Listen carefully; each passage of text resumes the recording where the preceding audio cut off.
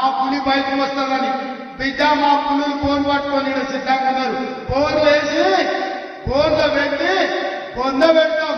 Phone సిద్ధం, రమ్మను మీ పులిని ఏడిందో నేను చెప్పదలుచుకున్నా. అందుకే ఇంతకాలం ముఖ్యమంత్రి ఉన్నా కాబట్టి మాట్లాడితే బాగుండదు, పరిపాలన మీద దృష్టి పెడతామనుకున్నా. కానీ మాట్లాడకపోతే పని నడిచేటట్టు లేదు. ఏది పడ్డాది అమ్మగా చెప్తారు.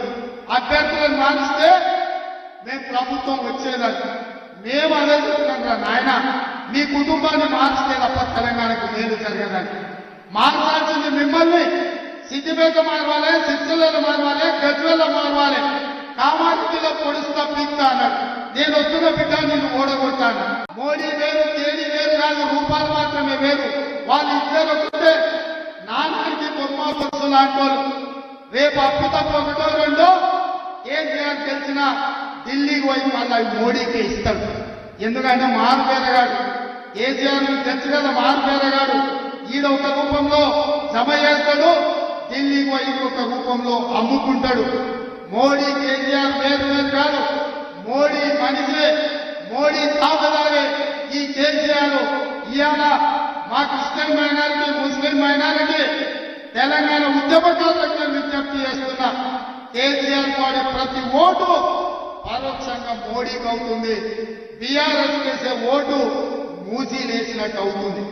ఇవాళ ఢిల్లీలో కాంగ్రెస్ జెండా ఎగరాలి, రాహుల్ గాంధీ ప్రధానమంత్రి కావాలి అని అంటే ఈడ 14 ఎంపీలు గెలవాలి. అప్పుడే ఈ దేశంలో మళ్ళీ కాంగ్రెస్ ప్రభుత్వం వస్తుంది. 10 ఏళ్ల నుంచి మోసం చేసిన మోడీని ఓడగొట్టాలి. ఓడగొట్టాలి అంటే మనం అందరం కష్టపడాలి. మరి మనం కష్టపడాలి అంటే మీరందరూ సహకరించాలి. మిత్రులారా, సిద్ధమా? సిద్ధమా? సిద్ధమా? మరి మీ అందరి తరఫున కేసీఆర్ కు, హరీష్ కు, కేటీఆర్ కు సవాలు విసురుతున్నా.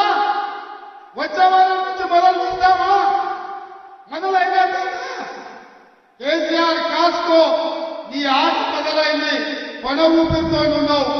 ఆయుధం కూడా నీ పీక విస్తే బాధ్యత, నీ పార్టీని పొందబెట్టే బాధ్యత మా వాళ్ళందరూ తీసుకున్నారు.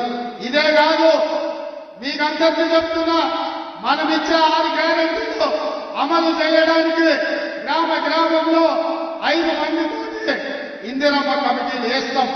ఇందిరమ్మ కమిటీలలో మీరు ఉంటారు. ఎవరైతే మన పార్టీకి ఈ రాష్ట్రంలో అండగా నిలబడతారో సంక్షేమ పథకాలు వాళ్ళకు చేర్చాల్సిన బాధ్యత మీదే.